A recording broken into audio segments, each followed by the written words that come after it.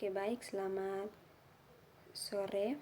Perkenalkan, nama lengkap Maria Murni, kelas A, semester 7, NIM 1703030041. Mata kuliah Sosiologi Terapan, jurusan Sosiologi, Fakultas Ilmu Sosial dan Ilmu Politik, Universitas Nusa Cendana Kupang. Sekarang saya akan membahas buku ke-12 dari mata kuliah Sosiologi Terapan. Ini merupakan tugas mingguan dari mata kuliah Sosiologi Terapan yang diberikan oleh dosen pengasuh mata kuliah tersebut. Oke, langsung saja. Buku ini berjudul tentang informasi masyarakat global, sistem informasi operasi dalam lingkungan bisnis global yang dinamis. Buku ini ditulis oleh Yi-Chien Lan, Universitas Western Sydney, Australia. Yang pertama, taksonomi masyarakat informasi. Pengantar.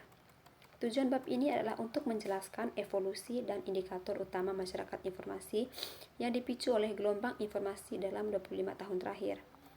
Beberapa aspek informasi yang akan ditinjau dan jalur perkembangan yang akan ditentukan. Perkembangan ekonomi global yang pesat yang merupakan berbasis pada teknologi informasi komunikasi adalah didukung oleh para masyarakat informasi.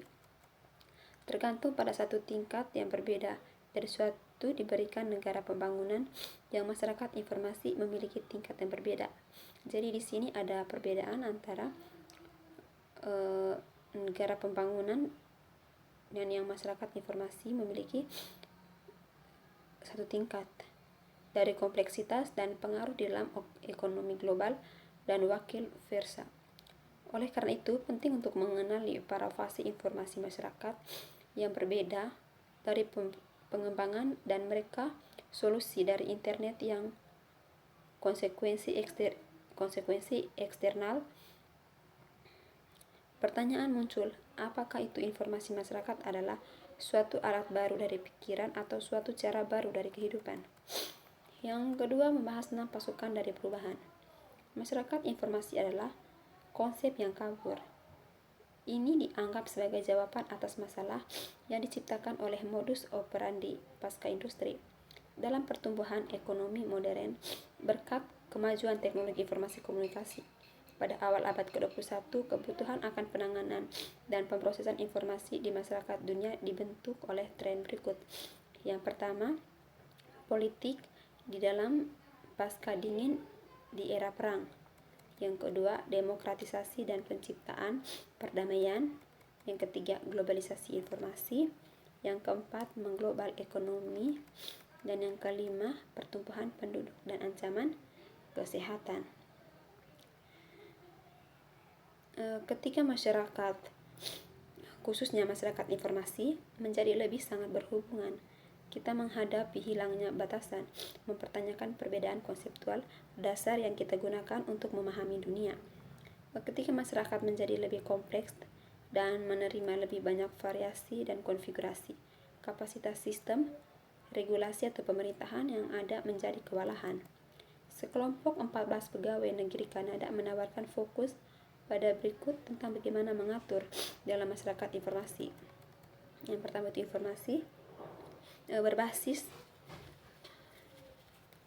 berbasis cara dari pengorganisasian untuk menyertakan lebih pemain untuk berinovasi dan belajar. Yang kedua, menimpa konsensus.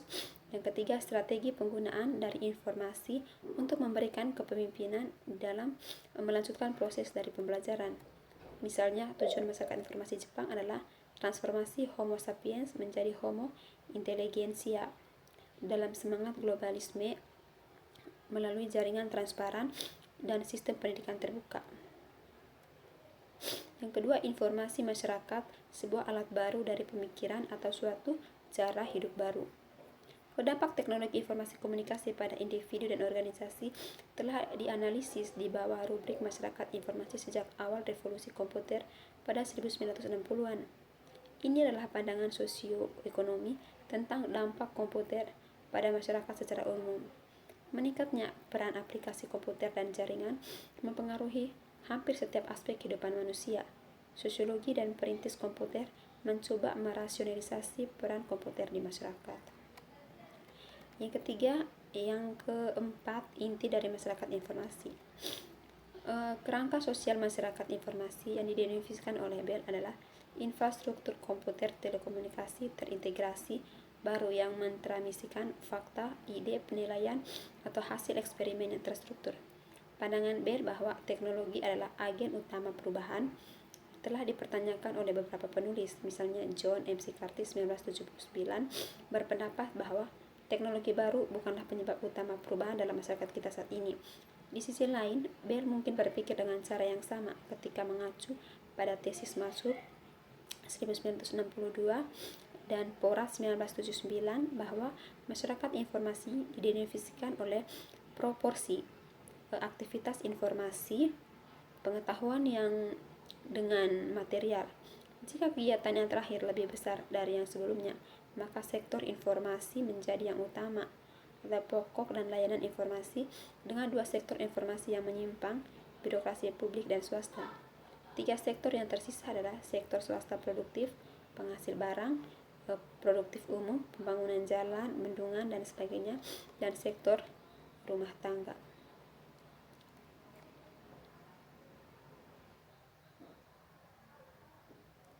Yang berikut kita akan membahas tentang organisasi struktur tanpa hierarki di sebuah dinamis global bisnis lingkungan. Kontribusi tersebut merangkum penelitian berkaitan dengan masalah inefisiensi sistem bisnis klasik di era perubahan dinamis lingkungan bisnis global. Dengan menganalisis model bisnis pada level konseptual, terbukti bahwa struktur bisnis atau struktur objek bisnis dalam sistem bisnis klasik berpengaruh signifikan terhadap pembentukan dan pelaksanaan proses bisnis. Namun dari sudut pandang efisiensi organisasi, harus sebaliknya, pelaksanaan proses harus menentukan dan membentuk struktur bisnis. Sistem bisnis harus dirancang dari sudut pandang proses dan didukung oleh sistem informasi yang memadai, yang pada saat yang sama menjadi pemukiman untuk proses bisnis yang efisien. Juga tidak ada keraguan bahwa hanya manajer dan karyawan dengan pengetahuan dan keterampilan yang memahami syarat yang dapat meningkatkan organisasi.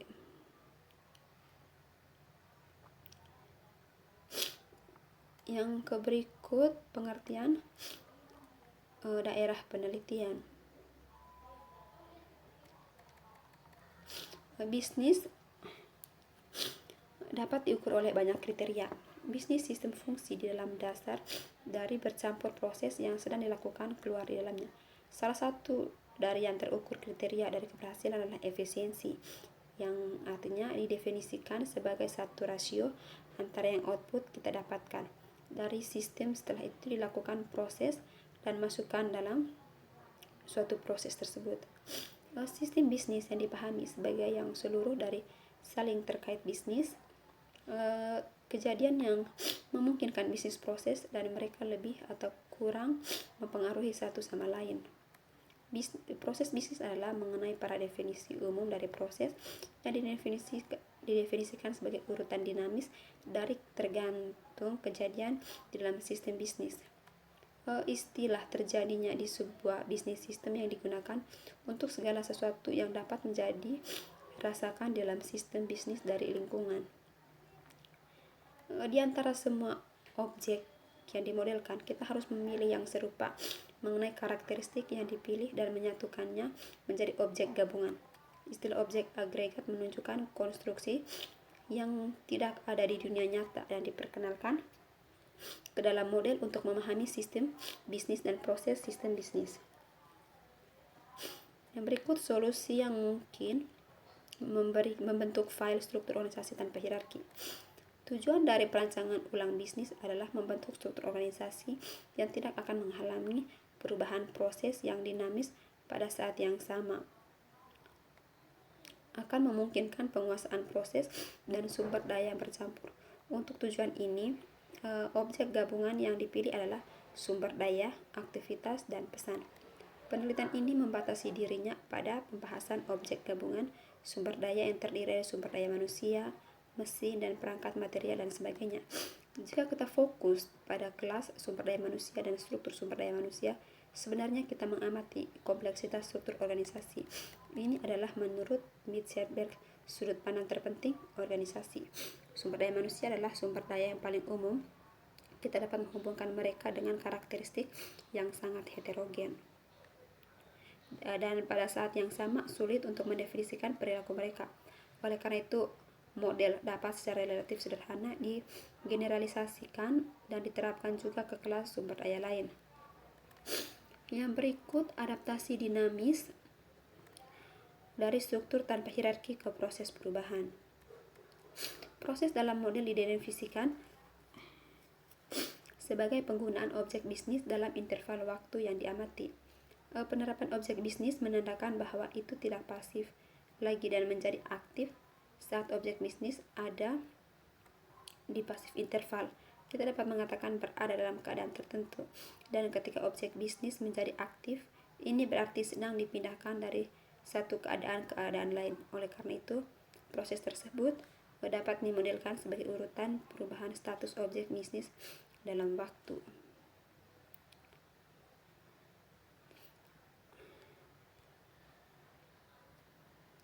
Mungkin itu saja yang saya dapat jelaskan. Mohon maaf karena saat ini saya lagi sedang flu, jadi memberikan penjelasannya masih ada kejanggalan karena saat ini saya sedang flu. Sekian dan terima kasih.